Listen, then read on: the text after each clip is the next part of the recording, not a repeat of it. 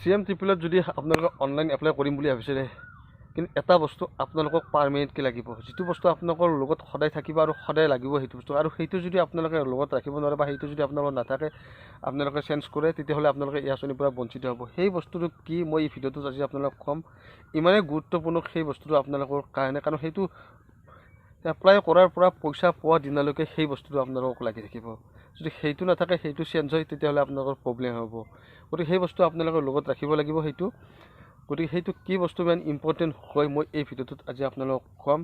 আগৰ ভিডিঅ'বিলাক বনোৱাতে 2.0ত বহুতে সেই ভুলটো কৰি কিনে বহুতে পস্তাইছে। গতিকে সেইখিনি যাতে আপোনালোকে পস্তাব নালাগে 3.0ত যিখিনি বন্ধু বান্ধৱীয়ে এপ্লাই কৰিব।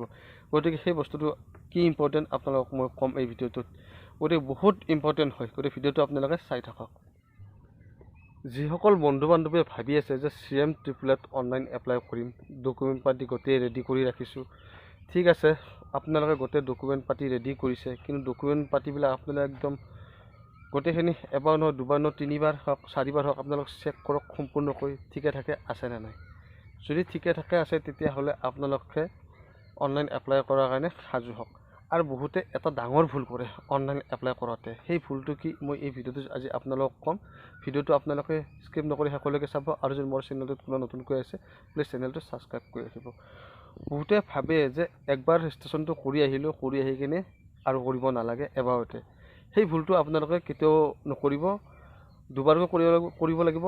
একবাৰ আপোনালোকে ৰেজিষ্ট্ৰেশ্যন কৰিব লাগিব, আৰু একবাৰ ফাইনেল আপোনালোকে প্ৰজেক্ট ৰিপৰ্ট ছাবমিট কৰিব লাগিব। সেই কথাটো আপোনালোকে মনত ৰাখিব। আৰু যিটো মোবাইল নাম্বাৰ দিব, সেইটো মোবাইল নাম্বাৰ আপোনালোকে লগত ৰাখিব, আৰু মাষ্ট বি সেই মোবাইল নাম্বাৰটো ৰিচাৰ্জ কৰি ৰাখিব।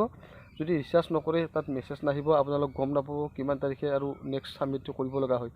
গতিকে আপোনালোকে মেছেজ আহিব সেই নম্বৰটোত। গতিকে সেই নম্বৰটো খুবেই ইম্পৰ্টেণ্ট। বহুতে এই ভুলটো কৰে, নাম্বাৰটো দি থৈ আহিব অনলাইন এপ্লাই কৰোঁতে বেলেগ, আৰু চিম লৈ লগত ঘূৰি ফুৰিব বেলেগ।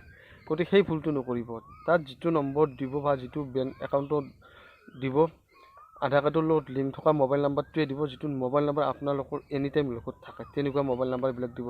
কাৰণ সেইটো ষ্টাৰ্টিঙৰ পৰা একদম আপোনালোক পইচা পোৱা শেষলৈকে লাগিব। সেই কথাটো আপোনালোকে মনত ৰাখিব। একদম ষ্টাৰ্টিঙৰ পৰা একদম শেষলৈকে লাগিব। OTP অহাৰ পৰা, মেছেজ অহাৰ পৰা, ফোন অহাৰ পৰা গোটেইখিনি আপোনালোকক সেই নম্বৰটোতে ইনফৰ্মেশ্যন কৰিব। গতিকে সেই নম্বৰটো বহুতেই ইম্পৰ্টেণ্ট। কাৰণ মই 2.0 1.0ত এপ্লাই কৰি কিনে গম পাইছোঁ, আৰু আপোনালোকে গম পাইছে যে মই 1.0ত চিলেকশ্যন নাপালোঁ, কিন্তু 2.0ত চিলেকশ্যন পাইছোঁ। আৰু বহুতে হয়তো বিশ্বাস নকৰিব পাৰে। ইয়াতে ভিডিঅ'টোত মই মোৰ চেকখন লগাই দিছোঁ, আপোনালোকে চাব পাৰে। গতিকে মোৰ বহুখিনি অভিজ্ঞতা আছে, কেনেকৈ পালোঁ আৰু কেনেকৈ ৰিজেক্ট হ'লোঁ সেইখিনি কথা আপোনালোকক কৈছোঁ, আৰু লাহে লাহে সকলোখিনি কথা ক'ম। আপোনালোকে ভিডিঅ'বিলাক চাই থাকিব, আপোনালোকক মই জনাই যাই থাকিম। কাৰণ সেই নম্বৰটো আপোনালোকক এইকাৰণে ইম্পৰ্টেণ্ট, ষ্টাৰ্টিঙৰ পৰা ফোন কৰাৰ পৰা মেছেজ অহাৰ পৰা একদম পইচা পোৱা দিনালৈকে আপোনালোকক সেইটো নম্বৰতে ফোন কৰিব। আৰু নম্বৰটো নাইকিয়া হৈ তাৰপিছত ফোন কৰিব, মোবাইল ছুইচ অফ পাব, তাৰপিছত মেছেজ আহিব, মেছেজ মোবাইলত নাহে, বেলেগৰ মোবাইলৰ নম্বৰ দি দিয়ে, হয়তো ছুইচ অফ থাকে মোবাইল, ইনকামিং নাথাকে, তেনেকুৱা ধৰণৰ সমস্যাবিলাক হয়। গতিকে সমস্যাবিলাক হোৱাতকৈ আপোনালোকে সঠিক নম্বৰ এটা দি দিব, যিটো নম্বৰ আপোনালোকৰ ষ্টাৰ্টিঙৰ পৰা শেষলৈকে থাকে।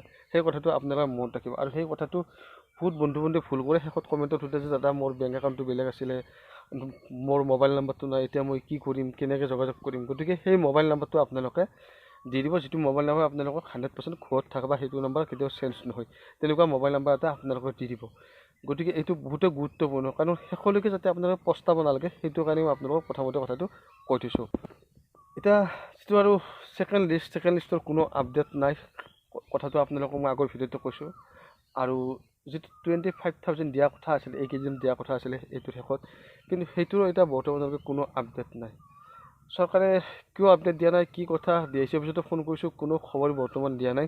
কিন্তু 3.0 অনলাইন এপ্লাই মুকলি কৰিব নেক্সট মাহতে, সেইটো কাৰণে ভিডিঅ'টো বনাই আছোঁ। বহুত বন্ধু বান্ধৱীয়ে হয়তো ৰৈ যাব পাৰে, কেতিয়া খোলা দিব হয়তো গম নাপাব পাৰে। সেইটো কাৰণে আপোনালোকক জনাই আছোঁ, আপডেট দি 2 দিন হওক 3 দিন হওক, এনেকৈ মূৰে মূৰে ভিডিঅ' বনাই কৰি কিনে। গতিকে ভিডিঅ'টো আজিলৈ ইমানতে। ভিডিঅ'টো চোৱাৰ কাৰণে থেংক ইউ, ধন্যবাদ।